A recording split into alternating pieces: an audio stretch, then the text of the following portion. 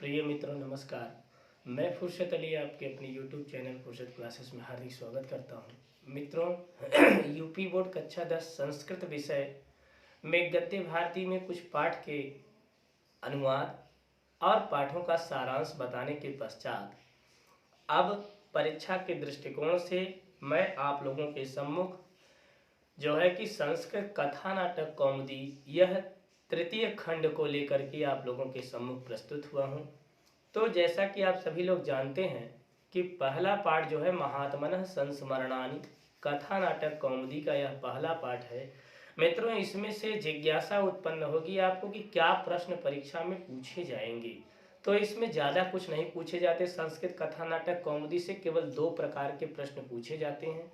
एक प्रश्न यह है कि जैसे कोई पाठ है, जैसे महात्मना संस्मरणानि पाठ है, तो इसमें जो मेन कैरेक्टर हैं, जो महत्वपूर्ण चरित्र चित्रण है, उसको पूछा जाता है। जैसे मान लीजिए पूछ दिया गया कि महात्मना संस्मरणानि नामक पाठ के आधार पर महात्मा गांधी का चरित्र चित्रण कीजिए। ये पहला प्रश्न हो गया। ठीक, अब इसी के आधार पर इसी पाठ से उपस्थित छोटे छोटे प्रश्न, वन लाइनर जिसको बोलते हैं, एक एक लाइन का, एक एक वाक्य का भी प्रश्न पूछा जाता है। जैसे महात्मनः संस्मरणानि पाठ के आधार पर प्रश्न पूछने का संकलन इस प्रकार से किया। महात्मनः पितुः नाम किम, महात्मनः जन्म कुत्र लेभे, महात्मा गांधी कहाँ जन्म लिए थे, महात्मा गांधी के पिता का क्या नाम, महात्मा गांधी की माता का क्या नाम था, महात्मा गांधी द्वारा चलाए गए आंदोलनों का नाम बताइए, बापू किसे कहा जाता है। ये तमाम प्रकार के छोटे छोटे प्रश्नों का संकलन भी पूछा जाता है। ये 2 प्रश्न पहले तक पूछे जाते थे। एक चरित्र चित्रण पूछा जाता था और एक जो है वन लाइनर क्वेश्चन पूछे। अब इसमें एक प्रश्न और बढ़ा दिया गया है। जैसा कि आप लोगों को जानकारी है कि 50 नंबर जो है आपके जो है कि लिखित पूछे जाएंगे और 20 नंबर बहुविकल्पी आएंगे। तो अब जो है बहुविकल्पी प्रश्न भी एक आध 2 प्रश्न रखे जा सकते हैं। तो इस प्रकार से अब 3 प्रश्नों के संकलन को कथा नाटक कौमुदी से रखा जा सकता है। तो आइए पहले प्रश्न की तरफ हम लोग चलते हैं। परीक्षा नजदीक है, इसलिए ज्यादा से ज्यादा जल्दी से जल्दी कूद कूद करके पढ़ाने का प्रयास किया जा रहा है। तो प्रश्न मान लीजिए आ गया कि महात्मना संस्मरणानि नामक पाठ के आधार पर महात्मा गांधी का चरित्र चित्रण लिखिए। तो आप ध्यान दीजिएगा, महात्मा गांधी का चरित्र चित्रण कापी के बीचों बीच, फिर नीचे आप पहला हेडिंग लिखेंगे क्या। और मित्रों ये ध्यान दीजिएगा, गांधी जी का चरित्र चित्रण 2006, 2009, 2010, 2011, 2012, 2014 और 2016 तथा 2019 में पूछा जा चुका है। इसलिए आप इसे महत्वपूर्ण रूप से अच्छी तरह से गांधी जी का जीवन परिचय रटें, तैयार करें, डिटेल उसका बनाएं, नोट्स बनाएं, क्योंकि परीक्षा में इस बार भी हो सकता है आ जाए। तो देर न करते हुए आइए जल्दी से हम लोग शुरू करते हैं। पहला हेडिंग आपका पड़ेगा परिचय। परिचय में आप लिखेंगे महात्मा गांधी का पूरा नाम मोहनदास करमचंद गांधी था। इनका जन्म गुजरात के पोरबंदर नामक स्थान पर 2 अक्टूबर सन 1869 ईस्वी को हुआ था। इनके पिता का नाम करमचंद गांधी तथा माता का नाम पुतलीबाई था। इनकी माता एक धर्मपरायणा स्त्री थी जिनका पर्याप्त प्रभाव गांधी जी के चरित्र पर पड़ा। गांधी जी के चरित्र की प्रमुख विशेषताएं इस प्रकार से हैं। इतना लिखने के पश्चात आप तुरंत जो है यहाँ से आपका पहला हेडिंग पड़ेगा। पहला हेडिंग आप लिखेंगे क्या, सत्यवादी। और सत्यवादी हेडिंग करने के पश्चात अब आप देखिए लिखेंगे गांधी जी ने बचपन में हरिश्चंद्र नामक नाटक देखा। सत्यवादी, ध्यान दीजिएगा, सदा सत्य बोलने वाला सत्यवादी कहलाता है। ठीक है, तो अब देखिए इनकी सत्यता का परिचय सत्यवादी नामक हेडिंग में रखा जा रहा है और कहा जा रहा है कि गांधी जी ने बचपन में हरिश्चंद्र नाटक देखा था। गांधी जी ने बचपन में एक नाटक था जिसका नाम हरिश्चंद्र था, उसे देखा था।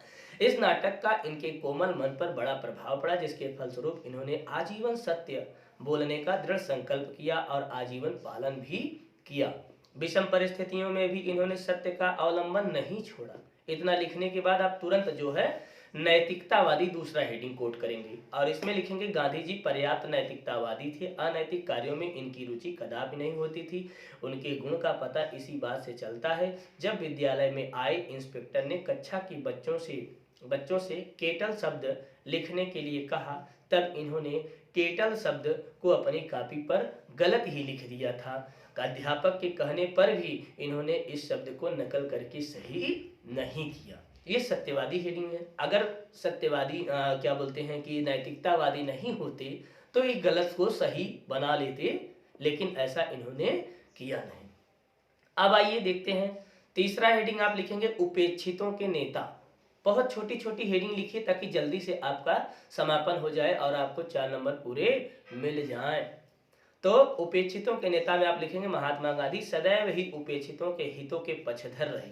अपने इसी आचरण के कारण इन्हें अनेक बार गोरे लोगों द्वारा माने अंग्रेजों के द्वारा अपमानित होना भी पड़ा। दक्षिण अफ्रीका में ये कूलियों के वकील या कूलियों के सरदार भी कहे जाते थे, परंतु इनके ऊपर कोई इफेक्ट नहीं पड़ता था। अपने सत्यवादी अपने अहिंसक कार्यों को करते हुए अपने जीवन को ये बिता रहे थे। ध्यान दीजिएगा।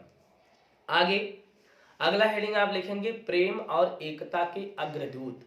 प्रेम और अहिंसा गांधी जी के अनुपम अस्त्र थे। इन्होंने इनके द्वारा विखंडित भारतीयों को एकता के सूत्र में पिरो दिया। यही कारण था कि इनके पीछे भारत के ही करोड़ों नागरिक नहीं अपितु विश्व के अन्य देशों के भी करोड़ों नागरिक खड़े रहते थे और इनका समर्थन करते थे।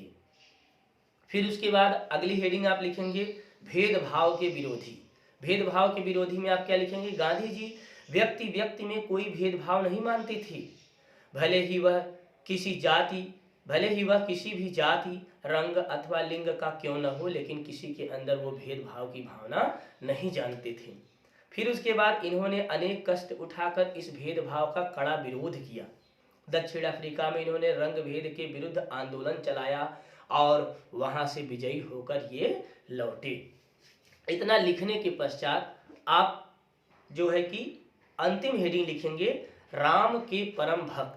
भगवान श्री राम के ये परम भक्त थे और इसमें आप ज्यादा नहीं एक लाइन केवल लिख देंगे गांधी जी राम के परम भक्त थे।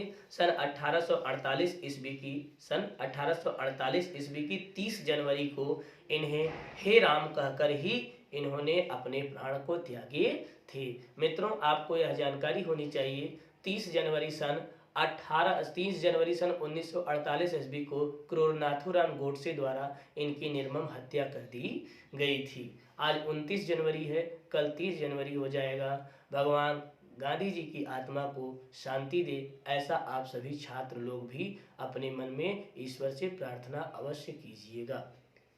अंतिम हेडिंग आप लिखेंगे निष्कर्ष। निष्कर्ष में लिखेंगे निष्कर्षतः यह कहा जा सकता है कि गांधी जी सत्यवादी, नैतिकतावादी, रंगभेद विरोधी इत्यादि अनेक चारित्रिक गुणों से युक्त भारत माता के सच्चे सपूत तथा मानवता के पुजारी थे। उनके स्थान की पूर्ति सर्वथा असंभव है और उनके स्थान को कोई पूर्ण नहीं कर सकता है।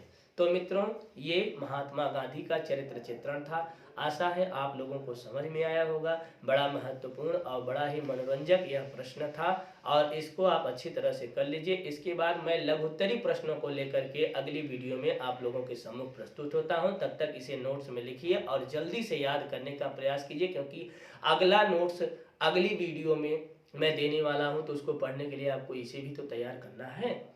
मित्रों, इसी के साथ मैं अपनी वाणी को यहीं विराम देता हूं। धन्यवाद।